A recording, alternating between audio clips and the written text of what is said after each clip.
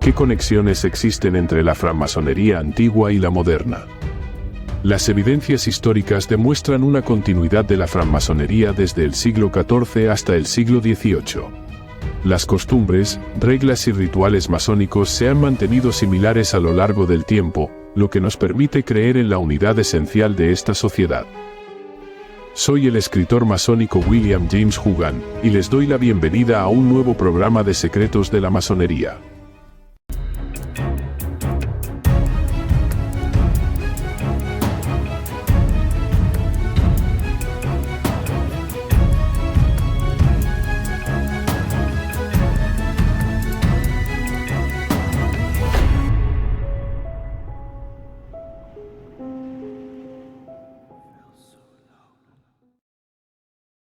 Este programa es posible gracias al aporte de los mecenas del canal. Conexiones entre la francmasonería antigua y moderna. Ars Quatuor Coronatorum. William James Hugan, 1841 a 1911. Fue un autor masónico y académico, conferencista frecuente en historia de la masonería y arqueología bíblica, y uno de los fundadores de la logia Quatuor Coronati.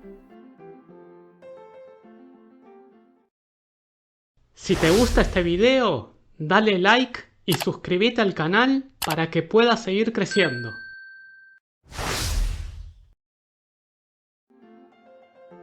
Conexiones entre la francmasonería antigua y moderna, desde un punto de vista no masónico. Mi objetivo es recapitular brevemente ciertos hechos e inferencias respecto a la francmasonería temprana, que en mi opinión deberían ser suficientes para inducir a un no masón a creer en la continuidad de la francmasonería antigua y moderna. En otras palabras, la evidencia que se presentará puede ser aceptada como nuestra garantía para afirmar que pertenecemos, virtualmente, a la misma sociedad que aceptó a Elias Ashmole, y a Sir Robert Morey en el siglo XVII, que todavía está representada por la Logia de Edimburgo, con registros desde 1599, y posiblemente por organizaciones aún más antiguas. Demostrar la continuidad del oficio durante los últimos 200 años es todo lo que se necesita para superar lo que el hermano Gould ha denominado tan acertadamente el periodo de transición. De hecho, si se puede demostrar que las mismas logias existieron inmediatamente antes, durante e inmediatamente después del llamado Revival, o Renacimiento, de 1717. Que ciertas de ellas se unieron para formar grandes logias en Inglaterra y Escocia. Que ellas y sus diversas ramas continúan hasta el día de hoy. Que a lo largo de este periodo no ha habido interrupciones en la continuidad. Y que durante los cambios significativos a principios del siglo pasado, los mismos miembros activos estuvieron conectados con las logias participantes. ¿Qué más puede ser necesario para ilustrar la unidad esencial de la sociedad? Ahora bien, ¿se puede lograr esto? Respondo enfáticamente. Sí. La evidencia es tal como para satisfacer tanto a quienes no pertenecen, como a quienes sí pertenecen a nuestra sociedad. Los hechos pueden ser verificados por arqueólogos e historiadores, ya sean masones o no masones. Por mi parte, confieso mi sospecha de cualquier evidencia masónica sobre la cuestión, que descansa únicamente en hilos tan finos, como para requerir la iniciación en nuestros misterios para hacer su carácter conocido y apreciado.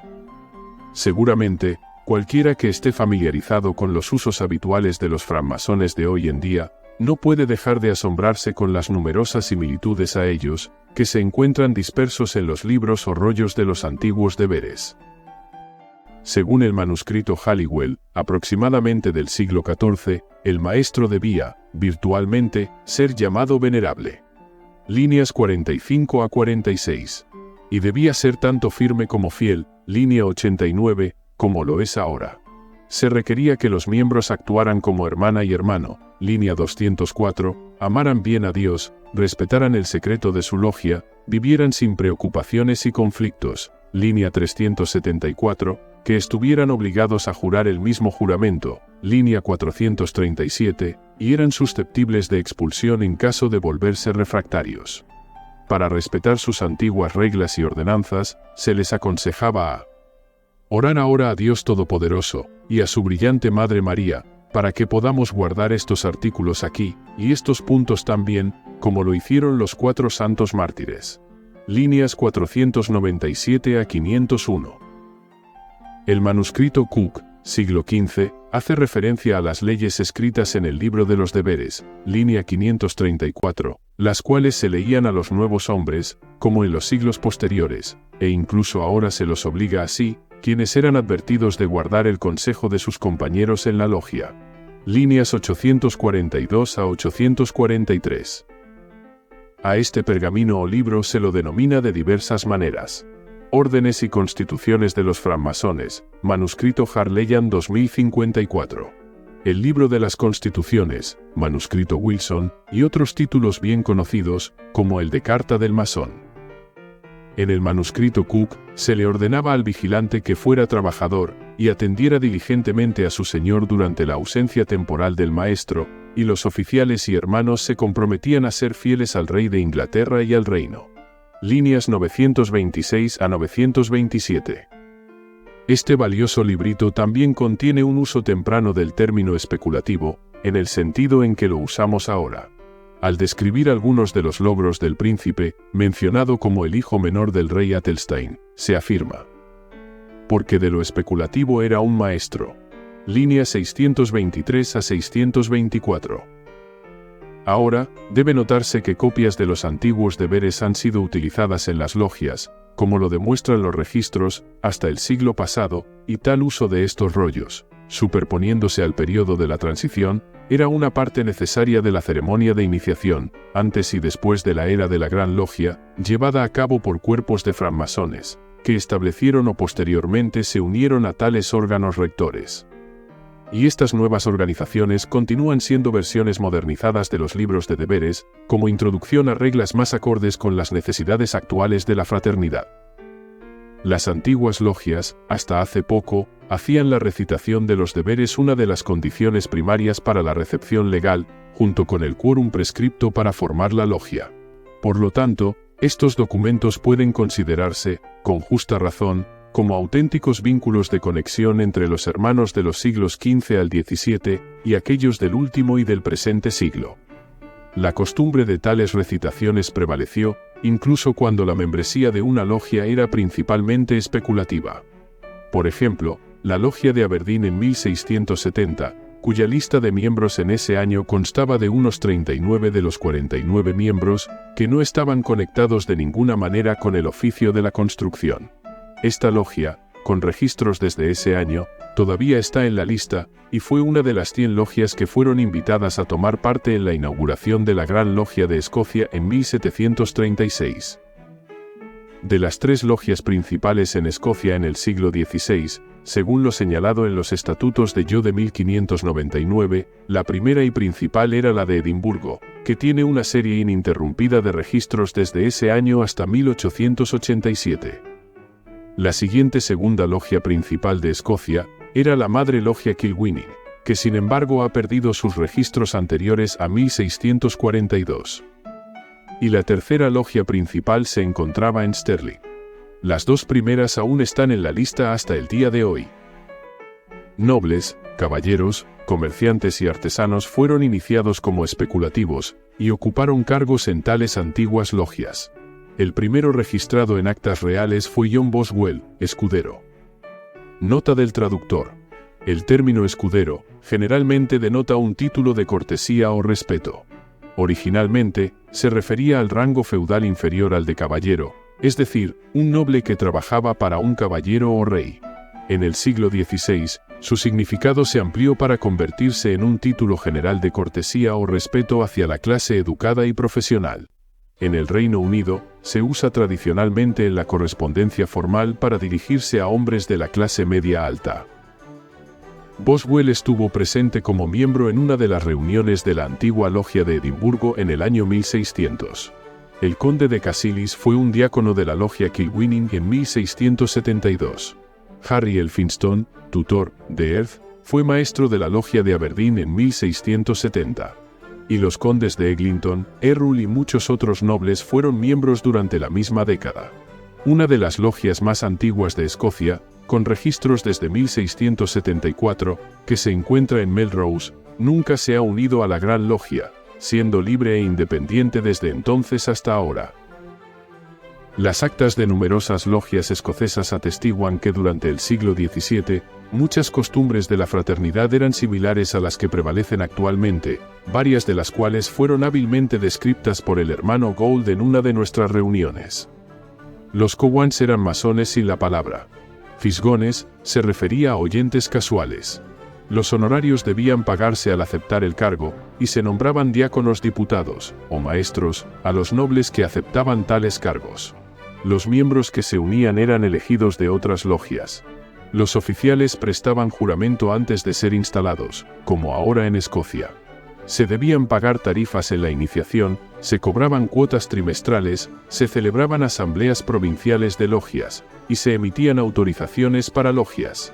Muchas fueron las escisiones de las logias principales, como la logia Canongate Kilwinning de Edimburgo en 1677, la Leyton Canongate en 1688, y otras de Atenas moderna, o Kilwinning.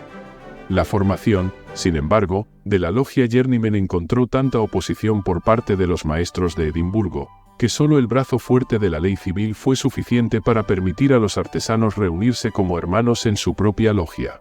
Su protección legal se remonta al decreto arbitral de 1715.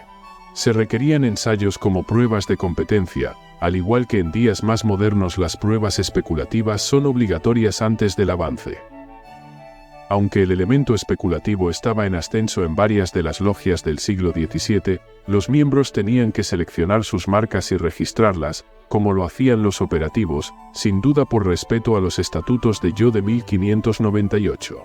Incluso en tales logias, su origen y carácter operativo eran reconocidos, y los aprendices estaban obligados allí a volverse maestros en el oficio, al igual que en las logias exclusivamente operativas, e incluso la Gran Logia de Escocia no dudaba en obligar a los aprendices con fines caritativos. Popular, sin embargo, como era el oficio en ese siglo, tuvo algunos enemigos.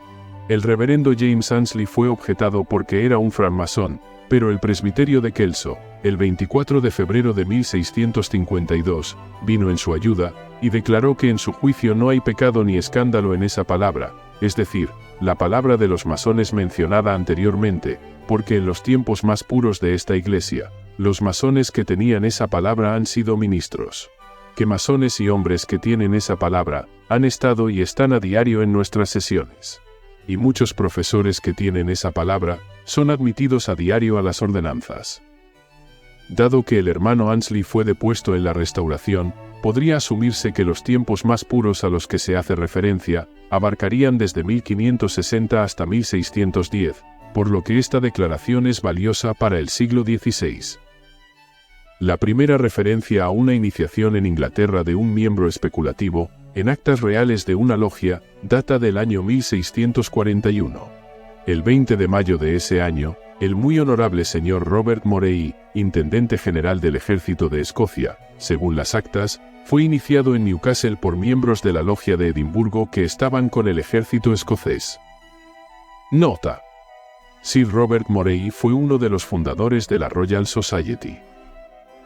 Los anales de esta notable logia atestiguan que 5 generaciones sucesivas de la familia Mayle figuraron en su lista de miembros desde la cuarta década del siglo XVII hasta la segunda década del siglo XIX, y uno de los Mayle participó en la iniciación de Sir Robert Morey. Por lo tanto, incluso los miembros de una misma familia forman una serie de vínculos personales entre la francmasonería antigua y moderna, que se extiende a lo largo de un periodo de casi 200 años. La siguiente iniciación en Inglaterra de la que tenemos constancia, fue la de Elias Ashmole, que ocurrió, según él mismo nos cuenta en su diario, el 16 de octubre de 1646 en Warrington. Este célebre anticuario fue hecho un francmasón, junto con el coronel Mainwaring, en una logia de cuyos miembros el vigilante y 6 hermanos estaban presentes. La mayoría, si no todos ellos, eran caballeros, según la excelente autoridad del hermano W. H. Rylance. El 11 de marzo de 1682, Ashmole visitó una logia reunida en el Masons Hall de Londres, donde Sir William Wilson y otros 5 fueron admitidos en la Hermandad de los Francmasones. De los 10 hermanos que componían la logia en esa reunión, Ashmole era el mayor, pero no era miembro de la compañía de los masones, aunque los otros 9 hermanos lo eran, al igual que 2 de los neófitos. El banquete era un elemento destacado de las reuniones masónicas de antaño, y ciertamente, si la celebración de tales festivales es alguna prueba de nuestra continuidad, la evidencia no falta en ese aspecto, aunque ahora invertimos el orden. Como mencionó Ashmole, él y los miembros habían cenado al concluir la ceremonia, a cargo de los nuevos masones aceptados. Un excelente testigo respecto a la masonería durante el periodo del que estamos tratando, es el hermano Randall Holm, III, de Chester, cuyas referencias al oficio en su Academia de Heráldica, 1688, tienen un gran valor, ya que escribió como miembro de esa sociedad llamada francmasones. El manuscrito Harleyan 2054 está escrito a mano por él, siendo una transcripción de los antiguos deberes, acompañado de una copia de la obligación de un francmasón, en la que se mencionan las palabras y signos de un francmasón. La siguiente hoja de este importante manuscrito contiene una notable lista de nombres, evidentemente de miembros de una logia. La primera línea dice: William White, dar para ser un francmasón, y la lista contiene 26 nombres en total, incluyendo a Randall Holm. Es la única lista de este tipo conocida en Inglaterra. El hermano Raylands ha examinado cuidadosamente cada posible fuente de información relativa a estos hermanos de Chester, y ha demostrado que la mayoría eran francmasones especulativos. Sus artículos sobre francmasonería en el siglo XVII, Warrington, 1646, y Chester, 1650 a 1700, publicados en la Masonic Magazine, son 2 de los más valiosos jamás escritos, y son de un gran interés. Más tarde llegamos a la historia natural de Staffordshire, escrita por el Dr. Plot en 1686, en la que, aunque de una manera poco amistosa, la sociedad de los francmasones es referida de tal manera, que en muchos aspectos no describe inapropiadamente la fraternidad de hoy en día, y especialmente en cuanto a los usos y regulaciones del oficio. Las logias debían formarse con al menos 5 o 6 miembros para constituir un quórum. La presentación de guantes y la celebración de un banquete seguían a las iniciaciones. El autor afirma que el efecto de los signos secretos era tal, que permitía a los miembros reconocerse entre sí en toda la nación. Su creencia en su poder superaba incluso la de los más crédulos en nuestra época.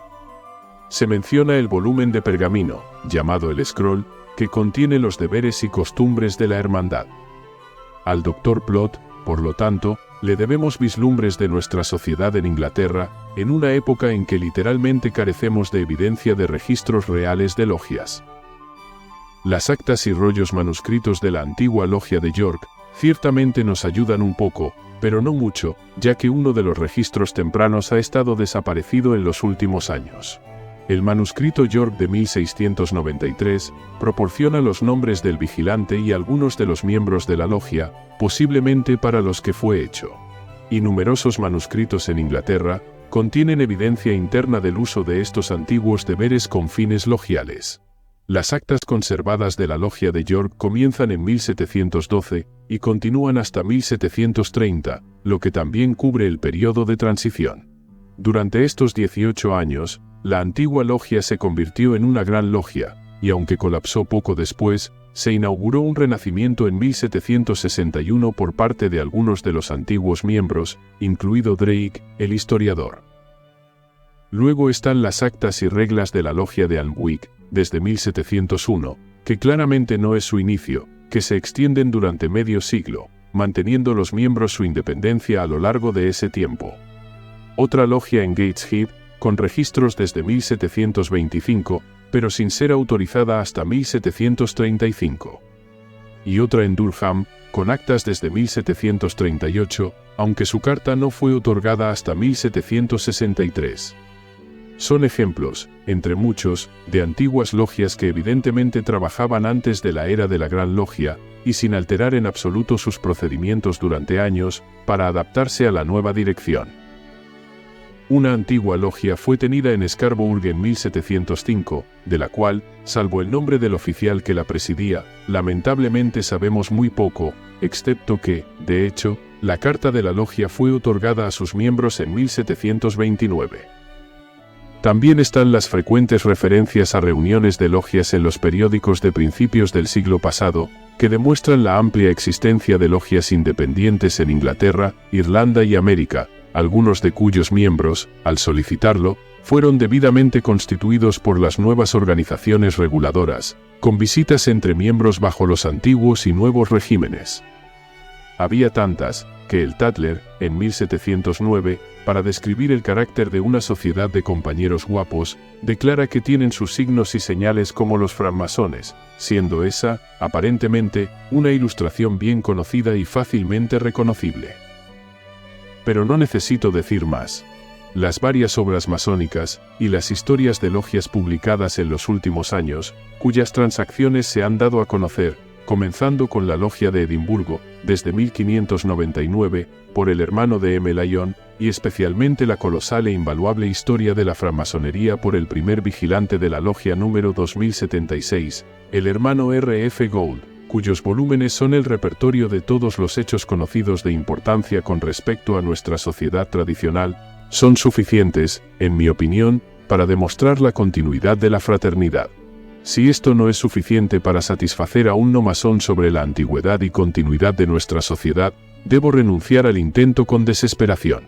Estas evidencias, en cualquier caso, estoy seguro, me convertirían abundantemente a esa creencia incluso si fuera un no masón. Y como miembro, me parecen que justifican nuestra afirmación. En conclusión, permítanme expresar el deseo, en palabras de la Carta Masónica de Perth de 1658, de que mientras el sol salga en el este y se ponga en el oeste, como quisiéramos que la bendición de Dios nos acompañe en todos nuestros caminos y acciones, que la francmasonería florezca como el árbol de la Bahía Verde, y que los hermanos se vuelvan cada vez más dignos de su antigua herencia y privilegios.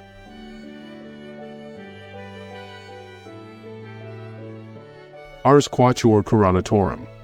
Transactions de la Logia Quatuor Coronati número 2076. Volumen 1. 1886 a 1888. Londres. Editado por G. W. Speth. Páginas 50 a 53. Si te gustó el video, dale like, suscríbete al canal y activa todas las notificaciones para que puedas seguir descubriendo los secretos de la masonería. Este programa fue posible gracias al aporte de los mecenas del canal, como Martín Fuchineco, a quien expresamos nuestro agradecimiento. Si quieres convertirte en mecenas, puedes hacerlo en Patreon, una plataforma muy fácil y segura de usar. Visita patreon.com/Diego Figueroa y selecciona el nivel que prefieras para acceder a nuestros beneficios. También puedes realizar tu aporte voluntario por medio de PayPal.